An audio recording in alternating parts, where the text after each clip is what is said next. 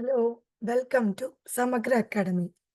ഇന്ന് നമ്മൾ HSA social സയൻസിന്റെ സിലബസ് ആണ് ഡിസ്കസ് ചെയ്യുന്നത്. നമുക്ക് സിലബസിലോട്ട് കടക്കാം.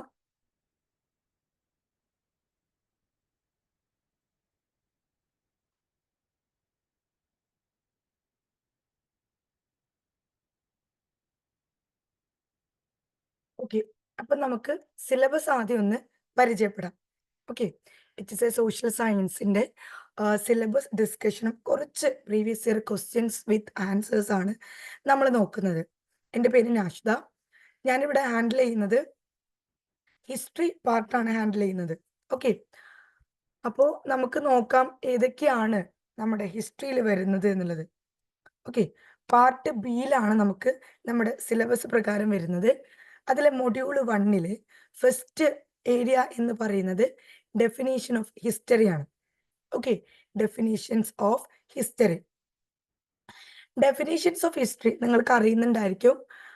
ഹിസ്റ്ററിയുടെ ഡെഫിനേഷൻസ് എന്തൊക്കെയാണ്? Who is the father of history? Then ഒരുപാട് ഡെഫിനേഷനുകൾ നമ്മൾ പഠിക്കേണ്ടതായിട്ടുള്ള ഒരുപാട് ഡെഫിനേഷനുകളുണ്ട്. രണ്ടാമത്തെ ഏരിയ എന്ന് പറഞ്ഞാൽ എന്താണ്? Bronze age civilisation. Okay, bronze age civilisations, Egyptian, Mesopotamian, Harappan, ഈ 3 ബ്രോൺസ് ഏജ് സിവിലൈസേഷനെ കുറിച്ചിട്ടാണ് പിന്നീട് നമുക്ക് ഡിസ്കസ് ചെയ്യാനുള്ളത്. അപ്പൊ ഈ 3 സിവിലൈസേഷനും വളരെ ഇമ്പോർട്ടൻ്റ് ആയിട്ടുള്ള ഒരു സിവിലൈസേഷൻ ആണ്. ഒരുപാട് ആവർത്തന ചോദ്യങ്ങൾ വരുന്ന ഒരു ഏരിയ കൂടിയാണ്. ദെൻ ഗ്രീക്കോ റോമൻ സിവിലൈസേഷൻ, അല്ലെ? ഗ്രീക്കോ റോമൻ സിവിലൈസേഷൻ എന്താണ് എന്നുള്ളത് നമ്മൾ കേട്ടിച്ചിന് ഇതൊക്കെ പഠിക്കുന്നുണ്ട്. ദെൻ അടുത്തത് റിനൈസൻസ്, റിഫോർമേഷൻ, ജോഗ്രാഫിക്കൽ ഡിസ്കവറീസ്. അതും വളരെ സിമ്പിൾ ആണ്. എന്താണ് നവോത്ഥാനം? ദെൻ ആ ഒരു സമയത്ത് കണ്ടുപിടിച്ച ഭൂമിശാസ്ത്രപരമായ കണ്ടുപിടുത്തങ്ങൾ എന്തൊക്കെയാണ് തുടങ്ങിയ കാര്യങ്ങളൊക്കെയാണ് റിനൈസൻസ്, റിഫോർമേഷൻ, ജോഗ്രഫിക്കൽ ഡിസ്കവറീസ് നമുക്ക് പറയാനുള്ളത്. അടുത്തത് modern revolutions, English, French, Russia revolution and industrial revolution. Okay, modern revolutions. അപ്പൊ ഇംഗ്ലീഷ് റെവല്യൂഷൻ എന്താണ്? ഫ്രഞ്ച് റെവല്യൂഷൻ എന്താണ്? റഷ്യ റെവല്യൂഷൻ എന്താണ്? ഇൻഡസ്ട്രിയൽ റെവല്യൂഷൻ എന്താണ്? ഇതൊക്കെയാണ് നമുക്ക് ഇതിൽ ഡിസ്കസ് ചെയ്യാനുള്ളത്. അപ്പൊ ഇവിടെ വരുന്ന സമയത്ത് ഫ്രഞ്ച് റെവല്യൂഷനൊക്കെ എപ്പോഴും ചോദിച്ചു കാണാറുള്ള ഒന്നാണ്. ഓക്കെ, ഫ്രഞ്ച് റെവല്യൂഷനൊക്കെ എപ്പോഴും ചോദിച്ചു കാണാറുള്ള ഒരു ഏരിയ ആണ്. അടുത്തത് വേൾഡ് വാർ ആണ്. 1-ാം ലോക മഹായുദ്ധം, 2-ാം ലോക മഹായുദ്ധം, League of Nation and United Nation. അപ്പോൾ പാർട്ട് ബിയിലെ മൊഡ്യൂൾ 1 എന്ന് പറയുന്നത് വളരെ ഫെമിലിയർ ആയിട്ടുള്ള കുറച്ച് കാര്യങ്ങളാണ് നമുക്ക് തന്നിട്ടുള്ളത്. ഇതിൽ നമുക്ക് ഫെമിലിയർ അല്ലാത്തൊരു ഏരിയ ഒരു ഗ്രീക്കോ റോമൻ സിവിലൈസേഷൻ ആണ്. ബാക്കിയൊക്കെ നമ്മൾ SCERT ടെക്സ്റ്റ് ബുക്കിൽ പഠിക്കുന്നുണ്ട്. അപ്പൊ ഇവിടെ നിങ്ങൾ റെഫർ ചെയ്യേണ്ടത് SCERTയുടെ 5-ാം ക്ലാസ് ടെക്സ്റ്റ് ബുക്ക് മുതൽ +2 വരെയുള്ള NCERTയുടെ +2 വരെയുള്ള പുസ്തകങ്ങളാണ് ഇവിടെ നിങ്ങൾ റെഫർ ചെയ്യേണ്ടത്. അപ്പൊ ആദ്യം നിങ്ങൾ ചെയ്യേണ്ടത് നമ്മുടെ ടെക്സ്റ്റ് ബുക്ക് നമുക്ക് പരിചയമാവുക എന്നുള്ളതാണ്. ഓക്കെ, ടെക്സ്റ്റ് ബുക്ക് നമുക്ക് എത്രത്തോളം പരിചയമാക്കാൻ പറ്റുന്നോ അത്രത്തോളം എക്സാമിനെ നമുക്ക് നല്ല രീതിയിൽ അപ്രോച്ച് ചെയ്യാൻ കഴിയും. ഇപ്പോൾ ഡെഫിനീഷൻസ് ഓഫ് ഹിസ്റ്ററി ഒക്കെ പറയുകയാണെങ്കിൽ നമുക്ക് ഒരുപാട് ഡെഫിനീഷൻസ് ഇപ്പോൾ 5-ാം ക്ലാസ്സിലൊക്കെ പഴയ ടെക്സ്റ്റ് ബുക്ക് നോക്കുകയാണെങ്കിൽ നമുക്ക് ഹിസ്റ്ററിയുടെ ഡെഫിനേഷൻസ് നമുക്ക് അപ്രോച്ച് ചെയ്യാൻ കഴിയും. ദെൻ ബ്രോൺസ് ഏജ് സിവിലൈസേഷൻ, അല്ലേ? ബ്രോൺസ് ഏജ് നമുക്ക് ഈജിപ്ത്, മെസപ്പൊട്ടോമിയ, ഹാരപ്പൊക്കെ നമുക്ക് എവിടെ നോക്കിയാലും നമുക്ക് എന്ത് ചെയ്യാൻ പറ്റും? കാണാൻ സാധിക്കും. 8-ാം ക്ലാസ്സിലെ ടെക്സ്റ്റ് ബുക്കിലൊക്കെ സിവിലൈസേഷൻ പാർട്ട് നല്ല രീതിയിൽ എന്ത് ചെയ്തിട്ടുണ്ട്? വിശദീകരിച്ചിട്ടുണ്ട്. ദെൻ മറ്റൊന്നാണ് ഗ്രീക്കോ റോമൻ സിവിലൈസേഷൻ, അല്ലേ? ഗ്രീക്കോ റോമൻ സിവിലൈസേഷനും ഇതേപോലെ വളരെ സിമ്പിൾ ആയിട്ടുള്ള ഒരു ടോപ്പിക് തന്നെയാണ്. പക്ഷെ കുറച്ചധികം പേരുകളും കാര്യങ്ങളൊക്കെ നമുക്കിതിൽ പഠിക്കാനുണ്ട്. ദെൻ റിനൈസൻസ്, അല്ലേ? റിനൈസൻസ് എന്തൊക്കെയാണ്? നവോത്ഥാനത്തിന്റെ പിതാവാര്, അന്നുണ്ടായ ലിറ്റററി, പെയിന്റിങ്സ്, ആർട്ട് ഫീൽഡിലുള്ള വന്ന മാറ്റങ്ങൾ, ജോഗ്രാഫിക്കൽ ഡിസ്കവറീസ്, അല്ലേ? നമ്മുടെ പലതരത്തിലുള്ള geographical discoveries. Then modern revolutions. ഈ മോഡേൺ റെവല്യൂഷൻസിൽ നിങ്ങൾ റഷ്യ റെവല്യൂഷനൊക്കെ വളരെ ഇമ്പോർട്ടൻ്റ് ആണ് കേട്ടോ. ഇൻഡസ്ട്രിയൽ റെവല്യൂഷൻ്റെ ആ ഒരു കാലഘട്ടം അതെവിടെയാണ് ഉത്ഭവിച്ചത്, അതിൽ വന്ന കുറേ അധികം തരത്തിലുള്ള ഈ പറയുന്ന കുറേ ഇപ്പോൾ സ്റ്റീം എൻജിൻ പോലുള്ള യന്ത്രങ്ങൾ കണ്ടുപിടിച്ചത്, അതൊക്കെ ഒന്ന് നോക്കുക. ദെൻ വേൾഡ് വാറിന്റെ ഫലമായിട്ട് വന്ന ഉടമ്പടികള്, ഓർഗനൈസേഷനുകളൊക്കെ ഒന്ന് ചെക്ക് ചെയ്യുക. ദെൻ മൊഡ്യൂൾ 2 കുറച്ച് വലിയ മൊഡ്യൂളാണ്. 10 ചാപ്റ്ററോളം വരുന്നൊരു മൊഡ്യൂളാണ്. ഇതില് Vedic age, first chapter Vedic age ആണ്. നമ്മുടെ ഇന്ത്യൻ ഹിസ്റ്ററി സ്റ്റാർട്ട് ചെയ്യുന്ന സമയത്ത് തന്നെ നമുക്ക് പഠിക്കാനുള്ള ഒരു ഏരിയയാണ് വേദിക് ഏജ്. ഏറ്റവും നല്ലത് NCERTയുടെ ടെക്സ്റ്റ് ബുക്ക് നോക്കാണ്. അതാകുമ്പോൾ എല്ലാ വിവരങ്ങളും അതിൽ ഉണ്ടായിരിക്കും. അപ്പൊ വേദിക് ഏജ് ല്ലേ, വേദിക് ഏജ് എന്ന് പറയുമ്പോൾ എന്താണ്? ജൈനിസം, ബുദ്ധിസം ല്ലേ, ജൈനിസം, ബുദ്ധിസം തുടങ്ങിയ കാര്യങ്ങളൊക്കെയാണ് നമുക്ക് പിന്നീട് നോക്കാനുള്ളത്. അപ്പോൾ വേദിക് ഏജിൽ നമുക്ക് നോക്കാനുള്ളത് എന്താണ്? എന്തൊക്കെയായിരിക്കും നോക്കാനുള്ളത്? 2 കാലഘട്ടമുണ്ട് ല്ലേ. വേദിക് ഏജിന് 2 കാലഘട്ടമുണ്ട്.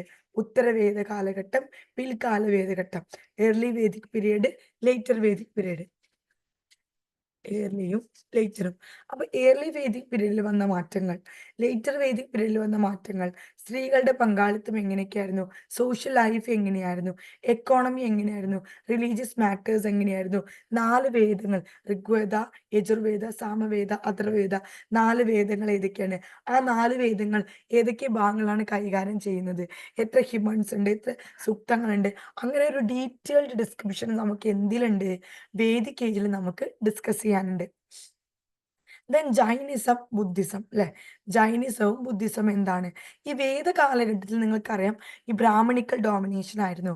അന്ന് യാഗങ്ങൾ ചെയ്യാനൊക്കെ വലിയ ക്ലാസ്സുകൾക്ക് മാത്രമേ പറ്റത്തുണ്ടായിരുന്നുള്ളൂ. ചെറിയ ക്ലാസ്സുകൾക്ക് പറ്റത്തുണ്ടായിരുന്നുള്ളൂ. ആ സമയത്താണ് ശ്രീബുദ്ധനും വർദ്ധമാന മഹാവീരനും ജൈനിസവും ബുദ്ധിസം ഇൻട്രൊഡ്യൂസ് ചെയ്യുന്നത്. അങ്ങനെ അവരുടെ ആ ഒരു പുതിയ മതങ്ങൾ, പുതിയ ന്യൂ റിലീജിയസ് ബിലീഫ്സ് വന്നതോട് കൂടിയിട്ട് ഒരുപാട് ആളുകൾ അങ്ങോട്ട് ചേക്കേറാൻ തുടങ്ങി. ഈ ജൈനിസത്തിന്റെയും ബുദ്ധിസത്തിന്റെയും പ്രത്യേകത എന്തായിരുന്നു?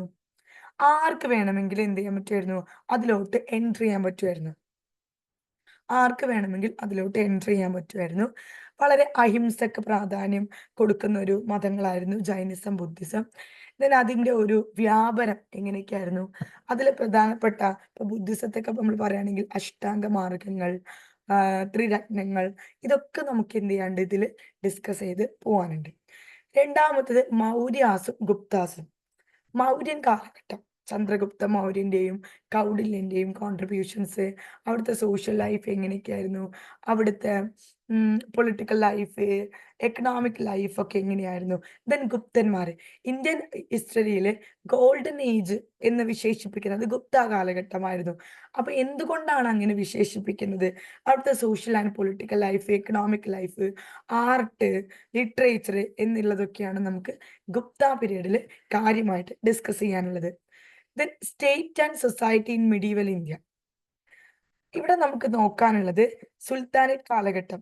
ഏതൊക്കെ യുദ്ധത്തിന്റെ ഫലമായിട്ടാണ് സുൽത്താനേറ്റ്, അതായത് ഇന്ത്യയിൽ മിഡീവൽ കാലഘട്ടത്തിന്റെ ഒരു ഓപ്പണിങ്, അതായത് മുസ്ലിം കാലഘട്ടത്തിന്റെ ഒരു ഓപ്പണിങ് എങ്ങനെയായിരുന്നു? സുൽത്താനേറ്റ് കാലഘട്ടം 5 ഡൽഹി സുൽത്താനേറ്റ് എന്നറിയപ്പെടുന്നു. 5 വംശങ്ങൾ ഉണ്ടായിരുന്നു. മാംലൂക്ക്, ഖിൽജി, തുഗ്ലക്ക്, സയ്യിദ്, ലോധി. അവിടെയൊക്കെ പ്രത്യേകതകള്, ആ സമയത്തുണ്ടായ പ്രത്യേകം ആർക്കിടെക്ചറുകൾ എങ്ങനെയൊക്കെയാണ്? ദെൻ മുഗൾ ല്ലേ, ബാബർ, ഹുമയൂൺ, അക്ബർ, ജഹാംഗീർ, ഷാജൻ, ഔറംഗസേബ് എന്നീ 6 രാജാക്കന്മാരുടെ ഭരണങ്ങൾ എങ്ങനെയൊക്കെയായിരുന്നു? എങ്ങനെയാണ് മുഗൾ എംപയർ ഫോം ചെയ്തത്? ആ കാലഘട്ടത്തിലെ പ്രധാനപ്പെട്ട ആർക്കിടെക്ചറൽ ഇമ്പോർട്ടൻസ് എന്തൊക്കെയാണ്? ദെൻ സൗത്ത് ഇന്ത്യയിലെ വിജയനഗര അല്ലെ, ഹരിഹരനും ബുക്കനും നിർമ്മിച്ച വിജയനഗര പ്രധാനപ്പെട്ട റൂളേഴ്സ്, കൃഷ്ണദേവരായ, അദ്ദേഹത്തെക്കുറിച്ച്, അങ്ങനെ ഒരുപാട് കാര്യങ്ങൾ എന്ത് ചെയ്യുന്നുണ്ട് നമുക്ക് ഈ ഒരു മേഖലയിൽ ചാപ്റ്റർ 3യിൽ നമുക്ക് പഠിക്കേണ്ട ഒരു വളരെ വലിയൊരു വാസ്റ്റ് ടോപ്പിക്കാണ് ചാപ്റ്റർ 3 എന്ന് പറയുന്നത്. ദെൻ ചാപ്റ്റർ 4 എന്താണ്? ആഡ്വെന്റ് ഓഫ് യൂറോപ്യൻസ് ല്ലേ. യൂറോപ്യന്മാരുടെ ഒരു ആഗമനം. പോർച്ചുഗീസുകാര്, ഡച്ചുകാര്, ഫ്രഞ്ചുകാര്, ഇംഗ്ലീഷുകാര്, അൽബുക്കർക്ക്, അൽമെയ്ഡ്, കപ്രാള്, ഇവരുടെയൊക്കെ വരവ്. അവസാനം വന്ന Vasco da gamma. Then birth and growth of British power in India ല്ലേ. എങ്ങനെയാണ് ബ്രിട്ടീഷുകാർ നമ്മുടെ ഇന്ത്യയിൽ വളർന്നത്? ഇമ്പാക്ട് ഓഫ് കൊളോണിയലിസം, പ്ലാസി യുദ്ധം, ബക്സാർ യുദ്ധം, ദെൻ കൊളോണിയലിസത്തിന്റെ 3 ഫേസസ്, ഇതൊക്കെ നമുക്ക് എന്ത് ചെയ്യാണ്ട് ഈ ഒരു ചാപ്റ്ററിൽ നമുക്ക് പഠിക്കാനുണ്ട്. ഇമ്പോർട്ടന്റ് ആണ്. വളരെ അഡ്വന്റ് യൂറോപ്യൻസിൽ നിന്ന് ക്വസ്റ്റ്യൻസ് വരാറുണ്ട്. അഞ്ചാമത്തത് എമർജൻസ് ഓഫ് നാഷണാലിസം ല്ലേ. എങ്ങനെയാണ് നാഷണാലിസം എമർജ് ചെയ്യുന്നത്? സ്ട്രഗിൾ ഫോർ ഫ്രീഡം എന്താണ്? Partition of India. അപ്പൊ ഇത് നമുക്ക് വളരെ വലിയൊരു ടോപ്പിക്കാണ് അല്ലേ? എന്താണ്? ഇന്ത്യയിൽ ബ്രിട്ടീഷുകാർ ആധിപത്യം കുറിച്ചു. അതിനുണ്ടായ Carnatic wars, Mysore wars, Maratha wars കഴിഞ്ഞിട്ട് ലാൻഡ് റവന്യൂ പോളിസീസ് കഴിഞ്ഞിട്ട് നമ്മുടെ സ്ട്രഗിൾസ് ഓഫ് പെസൻസ്, അതുപോലെ തന്നെ ശിപ്പായിസ്, വുമൺസ്, ദെൻ 1857 ഒന്നാം സ്വാതന്ത്ര്യ സമരം. അതിനുശേഷം വന്നിട്ട് പിന്നീട് എന്ത് ചെയ്തു? ഒരുപാട് ചെറിയ ചെറിയ കലാപങ്ങൾ. ദെൻ ഗാന്ധിയുടെ ഇന്ത്യയിലോട്ടുള്ള ഒരു വരവ്, അദ്ദേഹത്തിന്റെ ഏർലി സ്ട്രഗിൾസ്, പിന്നീട് അങ്ങോട്ട് ജാലിയൻ വാലാബാഗ്, നിസ്സഹകരണ പ്രസ്ഥാനം, civil disobedience movement, quit India, ഉപ്പു സത്യാഗ്രഹം, അങ്ങനെ അങ്ങനെ തുടങ്ങി ഇന്ത്യയിൽ ബ്രിട്ടീഷുകാർ വിട്ടുപോയി. പാർട്ടീഷൻ ഓഫ് ഇന്ത്യ, ഇന്ത്യയുടെ പാർട്ടീഷൻ, സ്റ്റേറ്റ് റീ ഓർഗനൈസേഷൻ, അതുവരെ എത്തി നിൽക്കുക. അങ്ങനെ ഒരു വലിയൊരു ഈ ഒരു മൊഡ്യൂളിലെ ഏറ്റവും വലിയ ടോപ്പിക്കാണ് ചാപ്റ്റർ 4 എന്ന് പറയുന്നത്. ഒരുപാട് കാര്യങ്ങൾ ഒരുപാട് കാര്യങ്ങൾ നമുക്ക് ഇന്ത്യൻ ഹിസ്റ്ററിയുമായി ബന്ധപ്പെട്ടുകൊണ്ട് പഠിക്കാനുണ്ട്. ഇതിനടുത്തത് നമുക്ക് പഠിക്കാനുള്ളത് എന്താണ്? കേരള ഹിസ്റ്ററിയിലോട്ടാണ് വരുന്നത്. Chapter 6 source of Kerala history അല്ലെ? കേരള ഹിസ്റ്ററിയുടെ സോഴ്സസുകൾ, ജൈനിസം, ബുദ്ധിസം ഇൻ കേരള. ഏഴാമത്തെ എന്താണ്? Kerala in the Sangha age അല്ലെ? സംഘ ഏജിൽ നിന്ന് പലപ്പോഴും നമുക്ക് കൺഫ്യൂസിങ് ഫാക്ടുകൾ ചോദിക്കാറുണ്ട് അല്ലെ? കൺഫ്യൂസിങ് ഫാക്ടുകൾ. സംഘം ഏജ് എങ്ങനെയായിരുന്നു? സംഘം ലിറ്ററേച്ചർ എന്തായിരുന്നു അല്ലെ? ദെൻ അതുപോലെ തന്നെ മൂവേന്തന്മാർ എന്തായിരുന്നു? ദെൻ പെരുമാൾസ് ഓഫ് മഹോദയപുരം, ഭക്തി മൂവ്മെന്റ്, പ്രധാനപ്പെട്ട ലീഡേഴ്സ്, റൂളേഴ്സ് ഒക്കെ നമുക്കിതിൽ നോക്കാനുണ്ട്. ദെൻ ചാപ്റ്റർ എന്താണ്? റൈസ് ഓഫ് മോഡേൺ ട്രാവൻകൂർ അല്ലെ? മോഡേൺ ട്രാവൻകൂറിന്റെ rise. Then resistance against colonialism, Pazhassi Raja, Velu Thampi, Paliyath Achan. ഒന്നാം പഴശ്ശി കലാപം, രണ്ടാം പഴശ്ശി കലാപം, വേലുത്തമ്പിയുടെ കലാപം എന്തായിരുന്നു? കുണ്ടള പ്രൊക്ലമേഷൻ അല്ലെ? പാലിയത്തച്ഛനുമായി ബന്ധപ്പെട്ടുകൊണ്ട് അങ്ങനെ ഒരുപാട് റെസിസ്റ്റൻസ് എഗെയിൻസ്റ്റ് കൊളോണിയലിസം നമുക്കിതിൽ ഡിസ്കസ് ചെയ്യാനുണ്ട്. പിന്നെ ഒൻപതാമത്തെ എന്താണ്? റിനൈൻസൻസ് ഇൻ കേരള അല്ലെ? Renaissance in Kerala. കേരളത്തിലെ renaissance, social and religious reform movement, Ayyankali, Vagbhatanandan, അതേപോലെ തന്നെ പിന്നെ എന്താണ് നമുക്ക് നോക്കാനുള്ളത്? റിനൈൻസൻസ് ഇൻ കേരളയിൽ നമുക്ക് വേറെ എന്താ നോക്കാനുള്ളത്? പിന്നെ നമുക്ക് നോക്കാനുള്ളത് റിനൈൻസൻസ് ഇൻ കേരളയില് അയ്യങ്കാളിയുടെയും ശ്രീനാരായണ ഗുരുവിന്റെയും വാഗ്ഭടാനന്ദൻ, വക്കം അബ്ദുൽ ഖാദർ മൗലവി, ആ, അങ്ങനെ ഒരുപാട് സോഷ്യൽ റിലീജിയസ് റിഫോം മൂവ്മെന്റ്സുകൾ, മീൻസ് ഒരുപാട് ആളുകൾ നമുക്ക് എന്തുണ്ട് അതിൽ നമുക്ക് ഡിസ്കസ് ചെയ്യാനുണ്ട്. ഒരുപാട് ആളുകൾ, അതായത് അവരുടെയൊക്കെ ഓർഗനൈസേഷനുകൾ നമുക്ക് ഡിസ്കസ് ചെയ്യാനുണ്ട്. അങ്ങനെ ഒരുപാട് ആളുകളെ കുറിച്ചിട്ട് നമുക്ക് എന്ത് ചെയ്യാനുണ്ട്? ഈ ഒരു സോഷ്യൽ ആൻഡ് റിലീജിയസ് റിഫോം മൂവ്മെന്റ്സിൽ നമുക്ക് ഡിസ്കസ് ചെയ്യാനുണ്ട്. വളരെ പ്രധാനപ്പെട്ട ഒരു ഏരിയ ആണ്. അത് മാത്രമല്ല നമുക്കിതിൽ നമ്മുടെ ഇപ്പോൾ കഴിഞ്ഞ കഴിഞ്ഞ വർഷം വരെയുള്ള SCERTയുടെ 7th സ്റ്റാൻഡേർഡിലെ ടെക്സ്റ്റ് ബുക്കും അതുപോലെ തന്നെ 10ാം ക്ലാസ്സിലെ ടെക്സ്റ്റ് ബുക്കും നമുക്ക് ഇതിന് എന്ത് ചെയ്യുന്നുണ്ട്? ഹെൽപ്പ് ആവുന്നുണ്ട്. പിന്നെ അടുത്തത് 10ാമത്തെ ചാപ്റ്റർ എന്താണ്? നാഷണൽ മൂവ്മെന്റ് ഇൻ കേരള, ഐക്യ Kerala movement, formation of Kerala state അല്ലെ? നമ്മുടെ കേരളത്തിന്റെ ഒരു സ്റ്റേറ്റ് ഫോർമേഷൻ ആണ് നമുക്ക് ഇതിൽ ഡിസ്കസ് ചെയ്യാനുള്ളത്. എങ്ങനെയായിരുന്നു കേരളത്തിലെ നാഷണൽ മൂവ്മെന്റുകൾ ഉണ്ടായിരുന്നത്? ഐക്യ കേരള മൂവ്മെന്റിന്റെ ഒരു ഇമ്പോർട്ടൻസ് എന്തൊക്കെയാണ്? എങ്ങനെയാണ് കേരള സ്റ്റേറ്റ് ഫോം ചെയ്തത്? അതുമായി ബന്ധപ്പെട്ടുകൊണ്ട് ഒരുപാട് ഓർഗനൈസേഷൻസുകള്, ഒരുപാട് സമ്മേളനങ്ങള് ഒക്കെ നമുക്ക് ഈ ഒരു ചാപ്റ്റർ 10ൽ നമുക്ക് ഡിസ്കസ് ചെയ്യാനുണ്ട്. അപ്പൊ ഇതാണ് പാർട്ട് ബിയില് മൊഡ്യൂൾ 2ല് വരുന്നത്. അത്യാവശ്യം വലിയൊരു ഏരിയ ആണിത്. ഒരുപാട് കാര്യങ്ങൾ നമുക്ക് ഏറ്റവും ഇതിന് നമുക്ക് റെഫർ ചെയ്യാൻ പറ്റുന്നത് ഇന്ത്യൻ ഹിസ്റ്ററിയുമായി ബന്ധപ്പെട്ടുകൊണ്ട് ബിപിൻ ചന്ദ്രയുടെയും മറ്റുടെയും പുസ്തകങ്ങൾ നമുക്ക് റെഫർ ചെയ്യാൻ പറ്റും. അതേപോലെ തന്നെ ഏറ്റവും ബേസിക് ആയിട്ട് നമ്മൾ നോക്കേണ്ടത് SCERTയുടെ ടെക്സ്റ്റ് ബുക്ക്. അതിലും കൂടുതൽ എലാബറേറ്റ് ചെയ്ത് നമുക്ക് നോക്കണമെങ്കിൽ NCERTയുടെ +1 +2 ടെക്സ്റ്റ് ബുക്കുകൾ. ഏറ്റവും നല്ലത് NCERTയുടെ ടെക്സ്റ്റ് ബുക്കുകൾ സ്റ്റാർട്ട് ചെയ്യായിരിക്കും. ഡിഗ്രി PG ഇപ്പോൾ ഇഗ്നുവിൻ്റെ പുസ്തകങ്ങൾ നമുക്ക് റെഫർ ചെയ്യാൻ പറ്റും.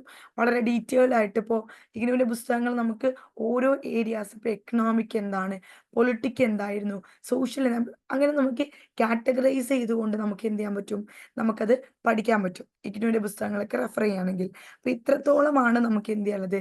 മൊഡ്യൂൾ 2ൽ നമുക്ക് ഡിസ്കസ് ചെയ്യാനുള്ളത്. വളരെ ഇമ്പോർട്ടൻ്റ് ആയിട്ടുള്ളൊരു കാര്യങ്ങളാണ് മൊഡ്യൂൾ 2ൽ ഡിസ്കസ് ചെയ്യുന്നത്. വലിയ വലിയ കാര്യങ്ങൾ അല്ലേ? ഇന്ത്യൻ ഹിസ്റ്ററിയുമായി ബന്ധപ്പെട്ടുകൊണ്ടും കേരള ഹിസ്റ്ററിയുമായി ബന്ധപ്പെട്ടുകൊണ്ടും എല്ലാ ഏരിയാസും എന്ത് ചെയ്യുന്നുണ്ട്? നമ്മുടെ സിലബസ് കവർ ചെയ്യുന്നുണ്ട്. ഓക്കെ. അപ്പം മൊഡ്യൂൾ 1ഉം 2ഉം ഇത്ര കാര്യങ്ങളാണ് നമുക്ക് ഡിസ്കസ് ചെയ്യാനുള്ളത്. ഇതിൽ നമുക്ക് ഒരുപാട് സബ് ടോപ്പിക്കുകൾ, ഒരുപാട് കാര്യങ്ങളുണ്ട്. നമ്മൾ ഈ 10 ചാപ്റ്ററിൽ ഒതുക്കിയത് നമുക്ക് ഒരുപാട് സബ് ടോപ്പിക്കുകളായിട്ട് പഠിക്കാനുള്ള ഒരു ഏരിയയാണ്. ഇനി നമുക്ക് പ്രീവിയസ് ഇയർ ക്വസ്റ്റ്യൻസ് നോക്കാം. അപ്പൊ ഏതൊക്കെയാണ് വരുന്നത്, ഇന്ത്യൻ ഹിസ്റ്ററിന്നൊക്കെ ഏതൊക്കെയാണ് വരുന്നത് എന്നുള്ളൊരു ഐഡിയ നിങ്ങൾക്ക് കിട്ടും. ഫസ്റ്റ് ക്വസ്റ്റ്യൻ എന്ന് പറയുന്നത് AD 1191 മുഹമ്മദ് ഗോറിയെ പരാജയപ്പെടുത്തിയ രാജാവ്. അപ്പൊ ആദ്യം ഒരു ക്വസ്റ്റ്യൻ കാണുമ്പോൾ നമ്മൾ നോക്കേണ്ടത് അത് ഏത് ഏരിയയിൽ നിന്നാണ് വരുന്നത്, അല്ലെ? ഏത് ഏരിയയിൽ നിന്നാണ്, സിലബസിലെ ഏത് ഏരിയയിൽ നിന്നാണ് വരുന്നത്? ഇതാണ് നമ്മൾ ആദ്യം ഡിസ്കസ് ചെയ്യാനുള്ളത്, അല്ലെ? ആദ്യം നമ്മൾ നോക്കേണ്ടത് അതിന്റെ ഏരിയ നമ്മൾ എന്ത് ചെയ്യണം, ഡിറ്റർമൈൻ ചെയ്യണം. അപ്പൊ ഇത് ഏത് ഏരിയ ആയിരിക്കും?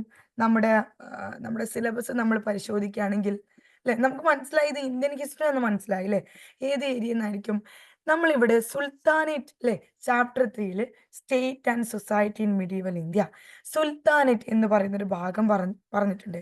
അപ്പൊ ഇത് നമുക്ക് വരുന്നത് സുൽത്താനേറ്റ് വംശം, അല്ലെ? സുൽത്താനേറ്റ് വംശത്തിൽ നിന്ന് ആണ്, അല്ലെ? നമ്മൾ പറഞ്ഞിട്ടുണ്ടായിരുന്നു ഇന്ത്യയിൽ മുസ്ലിം ഭരണം സ്ഥാപിതമാവുന്നു. ഇന്ത്യയിൽ ഒരു മിഡീവൽ കാലഘട്ടം എന്ന് പറയുന്നത് മുസ്ലിം റൂളേഴ്സിന്റെ ഒരു ഡോമിനേഷൻ ആണ്. അപ്പൊ അങ്ങനെ നമ്മുടെ ഡൽഹി സുൽത്താനേറ്റ് വരാനുണ്ടായ ഒരു ഒരു യുദ്ധമായിരുന്നു AD 1191 തറൈൻ യുദ്ധങ്ങൾ. തറൈൻ യുദ്ധം. ഒന്നാം തറൈൻ യുദ്ധം നടക്കുന്നത് AD 1191 രണ്ടാം തറൈൻ യുദ്ധം നടക്കുന്നത് 1192 ഈ 2 യുദ്ധങ്ങളോട് കൂടിയിട്ടാണ് ഇന്ത്യയിൽ മുസ്ലിം ഭരണം അല്ലെങ്കിൽ മുസ്ലിം കാലഘട്ടം, മിഡീവൽ കാലഘട്ടം എമർജ് ചെയ്യുന്നത്. ആദ്യം ഡൽഹി സുൽത്താനേറ്റിലെ സ്ലേവ് ഡൈനാസ്റ്റി, പിന്നീട് ഖൽജി, തുഗ്ലക്ക്, സയ്യിദ്, ലോധി, ഇവരാണ് എന്ത് ചെയ്യുന്നത്, ഇന്ത്യയിൽ ഭരിക്കുന്നത്. അപ്പോ ഇവിടെ നമ്മളോട് ചോദിച്ച ക്വസ്റ്റ്യൻ AD 1191 മുഹമ്മദ് ഗോറിയെ പരാജയപ്പെടുത്തിയ രാജാവ്. അപ്പൊ 1191 മുസ്ലിം നേതാവായ മുഹമ്മദ് ഗോറി ഇന്ത്യയിൽ എത്തുകയും അദ്ദേഹം ആരുമായിട്ടാണ് യുദ്ധം നടത്തിയിട്ടുണ്ടായിരുന്നത്? പൃഥ്വിരാജ് ചൗഹാനുമായിട്ടാണ്. ഇവിടെ ആൻസർ D ആണ് വരുന്നത്. അപ്പൊ മുഹമ്മദ് ഗോറി ആരെയാണ് പരാജയപ്പെടുത്തിയത്? പൃഥ്വിരാജ് മുഹമ്മദ് ഗോറിയെയാണ് ട്ടോ. അപ്പൊ ആദ്യം 1191 ഒന്നാം തരം യുദ്ധം വരികയും അവിടെ പൃഥ്വിരാജ് ചൗഹാന് മുഹമ്മദ് ഗോറിയെ പരാജയപ്പെടുത്തുകയും ചെയ്തു. എന്നാൽ രണ്ടാം തറ യുദ്ധത്തില് 1192 രണ്ടാം തറ യുദ്ധത്തില് മുഹമ്മദ് ഗോറി പൃഥ്വിരാജ് ചൗഹാനെ പരാജയപ്പെടുത്തി. അപ്പൊ അവിടെ ഒരു കൺഫ്യൂസിങ് ഫാക്ടർ ആണ്. 1191 ഒന്നാം തറ യുദ്ധം മുഹമ്മദ് ഗോറിയെ ആര് പരാജയപ്പെടുത്തി? പൃഥ്വിരാജ് ചൗഹാൻ പരാജയപ്പെടുത്തി. 1192 രണ്ടാം തറ യുദ്ധത്തില് മുഹമ്മദ് ഗോറി പൃഥ്വിരാജ് ചൗഹാനെ പരാജയപ്പെടുത്തി. ഓക്കെ. അപ്പൊ അത് തറായ് യുദ്ധങ്ങളുടെ വർഷം ഒന്ന് നോക്കി വെക്കാം. രണ്ടാമത്തത് ഇതുപോലെ തന്നെ നമ്മുടെ ഈ ഒരു ഏരിയയിൽ നിന്ന് വരുന്നതാണ്, മുഗൾ ഏരിയയിൽ നിന്ന് വരുന്നതാണ്. ചരിത്ര പ്രസിദ്ധമായ രണ്ടാം പാനിപ്പത്ത് യുദ്ധം നടന്ന വർഷം. ചരിത്ര പ്രസിദ്ധമായ രണ്ടാം പാനിപ്പത്ത് യുദ്ധം നടന്ന വർഷം എന്നാണ്? അപ്പോ രണ്ടാം പാനിപ്പത്ത് യുദ്ധം, അല്ലെ? അപ്പൊ എന്താണ്? 1ഉം 2ഉം ഉണ്ടെന്ന് മനസ്സിലാക്കി. ഒന്നാം പാനിപ്പത്ത് യുദ്ധം നടന്നത് 1526 ആരൊക്കെ തമ്മിലാണ്? നമ്മുടെ ബാബറും ഇബ്രാഹിം ലോധിയും. ബാബറും ഇബ്രാഹിം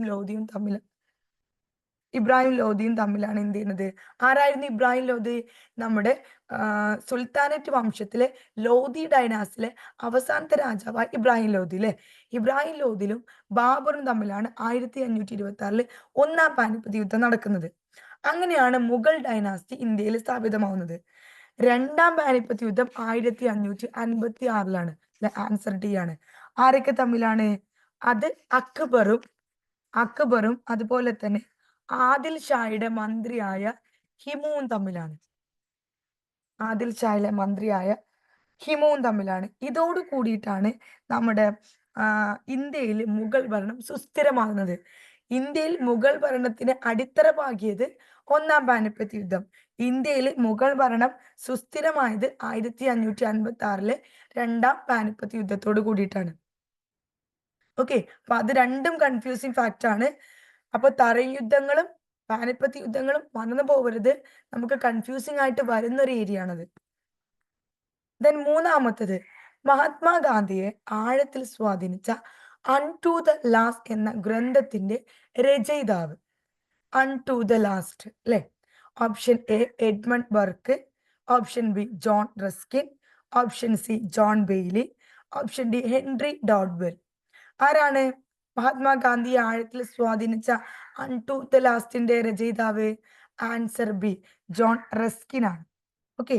വയലൻസിനെതിരെ അല്ലെ, വയലൻസിനെതിരെ, ഹിംസക്കെതിരെ പ്രതികരിച്ച ഒരു പുസ്തകമായിരുന്നു അൺ ടു ദ ലാസ്റ്റ് എന്ന് പറയുന്നത്. 1860കളിലാണ് ഇത് പബ്ലിഷ് ചെയ്തത്. ഇതൊരു പ്രൊട്ടസ്റ്റ് ആയിട്ടുകൊണ്ടായിരുന്നു പബ്ലിഷ് ചെയ്തിരുന്നത്. 1862 ജോൺ റസ്കിൻ അത് വീണ്ടും പബ്ലിഷ് ചെയ്തു. ഇതിന് 4 ആർട്ടിക്കിൾ ആയിരുന്നു ഉണ്ടായിരുന്നത്. ഓക്കെ. അപ്പൊ അൺ ടു ദ ലാസ്റ്റിന്റെ രചയിതാവ് ജോൺ റസ്കിന് മഹാത്മാഗാന്ധിയെ ഇത് ആഴത്തിൽ സ്വാധീനിച്ചിട്ടുണ്ടായിരുന്നു.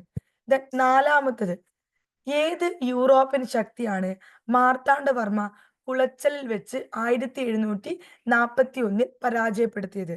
ഏത് യൂറോപ്യൻ ശക്തിയെയാണ് മാർത്താണ്ഡവർമ്മ കുളച്ചലിൽ വെച്ച് 1741 പരാജയപ്പെടുത്തിയത്? അപ്പൊ കുളച്ചൽ യുദ്ധം ഏത് ഏരിയയുമായിട്ടാണ് വരുന്നത്? നമുക്കത് നോക്കാം. കുളച്ചൽ യുദ്ധം അല്ലെ, ഇവിടെ നമ്മള് പാലിയത്തച്ഛൻ ഇവിടെയൊക്കെ പാട്ടുണ്ടായിരുന്നു. അപ്പോ കേരള ഹിസ്റ്ററിയുമായി ബന്ധപ്പെട്ടുകൊണ്ടാണ് നമ്മുടെ കുളച്ചൽ യുദ്ധം വരുന്നത്. അപ്പൊ മാർത്താണ്ഡവർമ്മ 1741 അല്ലെ, 1741 ഏത് മാസമാണ്? ഓഗസ്റ്റ് 10. അപ്പൊ അത് അതുപോലെ തന്നെ പഠിച്ചിട്ട് വെക്കുക. വർഷം മാത്രം പഠിച്ചിട്ടല്ല പോവേണ്ടത്, മന്തും ഡേറ്റും ഒക്കെ നോക്കിയിട്ട് പോവാം. 1741 ഓഗസ്റ്റ് 10 കുളച്ചൽ യുദ്ധം നടത്തുന്നത്. ഈ കുളച്ചൽ യുദ്ധത്തിൽ മാർത്താണ്ഡവർമ്മ ആരെയാണ് പരാജയപ്പെടുത്തുന്നത്? ഡച്ചുകാരെയാണ് പരാജയപ്പെടുത്തുന്നത്. അതിന്റെ മറ്റൊരു പ്രത്യേകത, ഇന്ത്യയിൽ അല്ലെങ്കിൽ ചരിത്രത്തിൽ ആദ്യമായി ഒരു യൂറോപ്യൻ ശക്തിയെ ഇന്ത്യൻ ഭരണാധികാരി പരാജയപ്പെടുത്തുന്ന യുദ്ധം കൂടിയാണ് കുളച്ചൽ യുദ്ധം. അതിൽ കീഴടങ്ങിയ സൈനാധിപന്റെ പേരാണ് ഡിലനോയ്. തിരുവിതാംകൂറിന്റെ വലിയ കപ്പിത്താൻ എന്നും ഡിലനോയ് അറിയപ്പെടുന്നുണ്ട്. തിരുവിതാംകൂറിന്റെ വലിയ കപ്പിത്താൻ എന്നും ഡിലനോയ് അറിയപ്പെടുന്നുണ്ട്. അപ്പോൾ കുളച്ചൽ യുദ്ധത്തിന്റെ വർഷം 1741 ഓഗസ്റ്റ് 10. ഓക്കെ. അപ്പൊ അതൊന്ന് നോക്കിയിട്ട് വെക്കുക. ദെൻ അഞ്ചാമത്തത്, ഗുരുവായൂർ സത്യാഗ്രഹത്തിന്റെ വളണ്ടിയർ ക്യാപ്റ്റൻ ആയിരുന്നു അല്ലെ. ഗുരുവായൂർ സത്യാഗ്രഹം കേരള ഹിസ്റ്ററിയുമായിട്ടും ഇന്ത്യൻ ഹിസ്റ്ററിയുമായിട്ടും എന്ത് ചെയ്യുന്നുണ്ട്? ഗുരുവായൂർ സത്യാഗ്രഹം റിലേറ്റ് ചെയ്ത് കിടക്കുന്നുണ്ട്. അപ്പൊ ഗുരുവായൂർ സത്യാഗ്രഹത്തിന്റെ വളണ്ടിയർ ക്യാപ്റ്റൻ ആരായിരുന്നു? Option A A K Gopalan, option B K Kelappan, option C K P Kesava Menon, option D T K Madhavan. ആരായിരുന്നു ഗുരുവായൂർ സത്യാഗ്രഹത്തിന്റെ വളണ്ടിയർ ക്യാപ്റ്റൻ? ആൻസർ എ ആണ് വരുന്നത്, എ കെ ഗോപാലൻ. ഇപ്പൊ ഗുരുവായൂർ സത്യാഗ്രഹം എന്നാണ് നടന്നത്? അതിന്റെ നടന്ന വർഷം എന്നാണ്? 1931. അപ്പൊ എ കെ ഗോപാലനായിരുന്നു അതിന്റെ വളണ്ടിയർ ക്യാപ്റ്റൻ. അദ്ദേഹം പാവങ്ങളുടെ പടത്തലവൻ എന്നുകൂടി അറിയപ്പെടുന്നുണ്ട്. പാവങ്ങളുടെ പടത്തലവൻ, പാവങ്ങളുടെ പടത്തലവൻ. മറ്റൊരു അറിയപ്പെടുന്ന എന്താണ്? ഇന്ത്യൻ കോഫി ഹൗസിന്റെ രൂപീകരണത്തിൽ നിർണായക പങ്കുവഹിച്ച വ്യക്തി. ഇന്ത്യൻ കോഫി ഹൗസിന്റെ രൂപീകരണത്തിൽ നിർണായക പങ്കുവഹിച്ച വ്യക്തി. 1936 കണ്ണൂരിൽ നിന്നും മദ്രാസിലോട്ട് നടത്തിയ പട്ടിണി ജാഥയെ നയിച്ച തലവൻ കൂടിയായിരുന്നു എ കെ ഗോപാലൻ. പട്ടിണി ജാഥ. ഓക്കെ. ദെൻ ഗുരുവായൂർ സത്യാഗ്രഹം എന്തിനു വേണ്ടിയിട്ടായിരുന്നു നടന്നിട്ടുണ്ടായിരുന്നത്? അയിത്തത്തിനെതിരെയും ക്ഷേത്രപ്രവേശനം അന്നത്തെ കാലത്ത് എന്തായിരുന്നു? താഴ്ന്ന ജാതിക്കാർക്ക് പറ്റത്തില്ലായിരുന്നു അല്ലെ. അപ്പൊ അതിനെതിരെ കൂടിയൊക്കെ ആയിരുന്നു ഗുരുവായൂർ സത്യാഗ്രഹം നടത്തുന്നുണ്ടായിരുന്നത്. അതിന്റെ വർഷം ആലോചിക്കണം, അതിന്റെ വളണ്ടിയർ ക്യാപ്റ്റന്റെ കുറച്ച് വിശേഷണങ്ങളും. ഓക്കെ. ഐ തിങ്ക് നിങ്ങൾ ക്ലിയർ ആയിരിക്കും വിചാരിക്കുന്നു. ദെൻ ആറാമത്തത്, തിരു കൊച്ചി സംയോജനം നടന്ന വർഷം. തിരു-കൊച്ചി സംയോജനം നടന്ന വർഷം? Option A 1948, option B 1950, option C 1949, option D 1951. ഇവിടെ ആൻസർ വരുന്നത് ആൻസർ സി ആണ്. 1949 തിരു-കൊച്ചി സംയോജനം നടക്കുന്നത്. അപ്പോൾ 1949 ജൂലൈ 1 മന്തും ഡേറ്റും കൂടി നോക്കി വെക്കാം. ഓക്കെ, അപ്പോ ഈ സംയോജനത്തിന്റെ ഭാഗമായി തിരു-കൊച്ചി സംസ്ഥാനത്ത് 4 ജില്ലകളാണ് ഉണ്ടായിരുന്നത്. 4 ജില്ലകളാണ്. ഏതൊക്കെയാണ്? തിരുവനന്തപുരം, കൊല്ലം, കോട്ടയം, തൃശ്ശൂര്. ഓക്കെ, തിരുവനന്തപുരം, കൊല്ലം, കോട്ടയം, തൃശ്ശൂര്. ദെൻ അതിന്റെ ക്യാപിറ്റല് തിരുവനന്തപുരം ആയിരുന്നു. 36 താലൂക്ക് ഉണ്ടായിരുന്നു. 36 താലൂക്കുകൾ ഉണ്ടായിരുന്നു. അപ്പൊ ജൂലൈ 1, 1949 തിരു-കൊച്ചി സംയോജനം നടക്കുന്നത്. ആ സമയത്ത് ആ സംസ്ഥാനത്തിന് 4 ജില്ല ഉണ്ടായിരുന്നു. തിരുവനന്തപുരം, കൊല്ലം, കോട്ടയം, തൃശ്ശൂർ. തിരുവനന്തപുരം ആയിരുന്നു ക്യാപിറ്റല്. 36 താലൂക്ക് ഉണ്ടായിരുന്നു. അപ്പൊ അതാണ് തിരു-കൊച്ചി സംയോജനമായിട്ട് നമുക്ക് പറയാനുള്ളത്. ദെൻ 7ാമത്തത്, മഗധയിൽ കടുത്ത ക്ഷാമമുണ്ടായപ്പോൾ തന്റെ അനുയായികളോടൊപ്പം ദക്ഷിണേന്ത്യയിലെ ശ്രാവണബൽഗോളയിലേക്ക് കുടിയേറിയ ജൈനമത നേതാവ്. മഗധയിൽ കടുത്ത ക്ഷാമമുണ്ടായപ്പോൾ തന്റെ അനുയായികളോടൊപ്പം ദക്ഷിണേന്ത്യയിലെ ശ്രാവണബൽഗോളയിലേക്ക് കുടിയേറിയ ജൈനമത നേതാവ്. Option A Bhadrabahu, option B Hemachandra, option C Sindhyasena, option D Haribhadra. അപ്പൊ എന്താണ് ഇവിടെ പഠിക്കേണ്ടത്? മഗധയിൽ കടുത്ത ക്ഷാമമുണ്ടായി തന്റെ അനുയായികളോടൊപ്പം അല്ലെ. അപ്പോ എന്തായിരുന്നു? ചന്ദ്രഗുപ്ത മൗര്യനായിരുന്നു അപ്പത്തെ ഭരണാധികാരി. ജൈനമതത്തിന് ഏറ്റവും അധികം സംഭാവന നൽകിയ ഒരു ഭരണാധികാരിയായിരുന്നു ചന്ദ്രഗുപ്ത മൗര്യ. അതുപോലെ തന്നെ ജൈനമതത്തെ ദക്ഷിണേന്ത്യയിലേക്ക് പ്രചരിപ്പിച്ച ഒരു വ്യക്തി കൂടിയായിരുന്നു ചന്ദ്രഗുപ്ത മൗര്യ. ഇവിടുത്തെ ആൻസർ എ ആണ്, ഭദ്രബാഹു. അപ്പൊ ഭദ്രബാഹു ആരായിരുന്നു? ജൈനമതത്തെ ദക്ഷിണേന്ത്യയിലോട്ട് പ്രചരിപ്പിച്ച ജൈനമത സന്യാസി ആയിരുന്നു ഭദ്രബാഹു. അപ്പൊ ചന്ദ്രഗുപ്ത മൗര്യനെ നിങ്ങൾ ആലോചിക്കണം. ജൈനമതത്തിന് ഏറ്റവും കൂടുതൽ സംഭാവന നൽകിയ വ്യക്തി ആരായിരുന്നു, അല്ലെങ്കിൽ ഭരണാധികാരി ആരായിരുന്നു? നമ്മുടെ ചന്ദ്രഗുപ്ത മൗര്യനായിരുന്നു. പിന്നെ 8ാമത്തത്, തീവ്ര വിഭാഗങ്ങളുടെ പുനഃഏകീകരണത്തിന് വേദിയായ 1916 കോൺഗ്രസ് സമ്മേളനം നടന്ന സ്ഥലം. തീവ്ര വിഭാഗങ്ങളുടെ പുനഃഏകീകരണത്തെ, ഓക്കെ, അവിടെ നിങ്ങൾ ഓർക്കേണ്ട പോയിന്റ് ഇതാണ്, തീവ്ര വിഭാഗങ്ങളുടെ പുനഃഏകീകരണത്തെ. അപ്പൊ ഇവിടെ എന്താ വരുന്നത്? നമ്മുടെ ഇന്ത്യൻ ഫ്രീഡം സ്ട്രഗിൾ ആണ് വരുന്നത് അല്ലെ. അപ്പൊ 1916 കോൺഗ്രസ് സമ്മേളനം നടന്ന സ്ഥലം കൽക്കത്തയാണോ, സൂറത്താണോ, ലാഹോർ ആണോ, ലക്നൗ ആണോ?